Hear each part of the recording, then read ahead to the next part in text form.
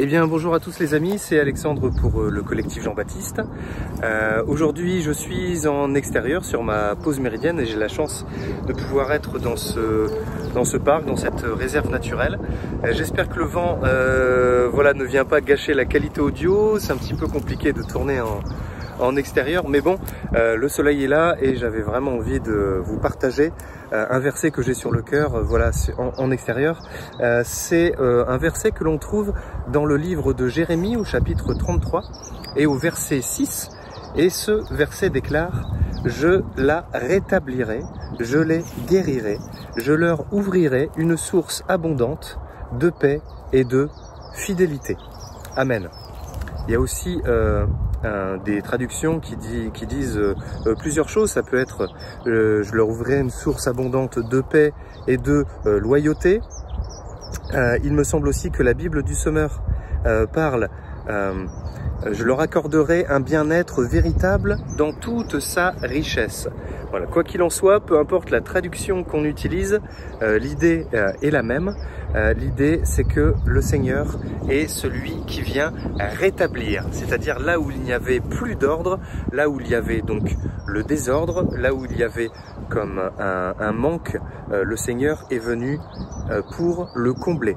Dans le contexte de Jérémie, c'était vraiment dans un contexte d'oppression du peuple d'Israël par les nations païennes, par les nations adverses, où le peuple juif vivait sous le joug de forces et de dominations étrangères, un petit peu les conséquences de la désobéissance du peuple juif. Mais là, on peut aussi le comprendre aujourd'hui, en 2022, comme le résultat de l'action de rétablissement que le Seigneur a opéré à travers l'œuvre parfaite de Jésus-Christ, à travers les mérites qu'il a acquis pour nous à la croix, et qu'il est donc venu pour rétablir. C'est un verset prophétique, bien entendu. Jérémie s'adressait aux personnes de son temps. Jérémie était venu pour annoncer le rétablissement d'Israël en son temps et la libération qui est intervenue plus tard. Mais cette prophétie est aussi pour nous aujourd'hui. Oui et amen. Ce verset parle aussi de la guérison et d'une source abondante de paix et de fidélité. Qui d'autre mieux que la personne de Jésus peut caractériser à la fois le rétablissement, la guérison, la source abondante et la paix et la fidélité? Personne. Aucun autre nom que celui de Jésus, élevé au-dessus de tout, peut à la fois nous combler, de ses bienfaits, nous rétablir dans notre destinée, nous rétablir dans ce plan parfait duquel nous avions dévié par notre désobéissance, ne peut nous accorder la guérison physique, guérison émotionnelle, guérison de tout type de maladie ou d'affliction ou d'oppression dont nous pourrions être victimes. Qui d'autre que Jésus peut nous accorder cette vie en abondance, vraiment une source jaillissante comme un fleuve de vie éternelle, nous dit également la parole, une source abondante à la fois de paix, c'est-à-dire vraiment le shalom de Dieu, la paix, rien de brisé, rien de manquant, mais aussi la loyauté, ou bien la fidélité. Jésus est celui qui vient nous restaurer, celui qui vient nous rétablir, il est celui qui vient nous donner ce que nous avions perdu par désobéissance, il est aussi celui qui vient nous rendre vraiment notre destinée, il vient nous rendre notre dignité, il vient nous rendre notre estime de nous-mêmes, il vient nous rendre tout ce que nous avions perdu.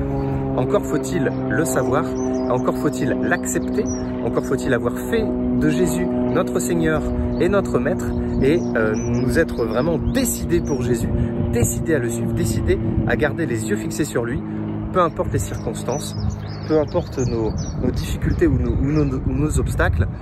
Si nous gardons les yeux fixés sur Jésus, nous pouvons être sûrs que nous allons être comblés parce qu'il est celui vraiment qui est venu pour les pécheurs et non pour les justes. Il est venu pour sauver celui qui était égaré et non pas pour le condamner. Au contraire, il a pris sur lui la condamnation pour pouvoir nous faire accéder avec lui à sa suite dans un royaume éternel de gloire et de délices, amen, dont nous pouvons goûter les fruits dès à présent.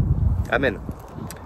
Eh bien, c'est voilà à petit peu près tout ce que je voulais vous partager ce matin concernant ce verset. Laissez-moi terminer cette capsule en priant pour vous. Amen. Seigneur Jésus, je te bénis et je te rends grâce de ce que tu es venu en chair et en os sur cette terre pour rétablir ton règne, pour rétablir la paix, pour rétablir la fidélité, pour rétablir l'humanité dans sa dignité et dans sa destinée. Je te bénis Seigneur que nous pouvons marcher à ta suite et avec toi en toute assurance, sachant Seigneur que tu es la source de tout bien, que tu es la source de toute paix, de toute joie et de toute fidélité. Merci Seigneur de nous accompagner, de venir nous bénir, de venir nous assurer, nous réassurer, nous conforter dans notre dignité et dans notre statut d'enfant de Dieu. Sois béni Seigneur. Amen. Passez une bonne journée les amis et n'oubliez pas que vous êtes bénis.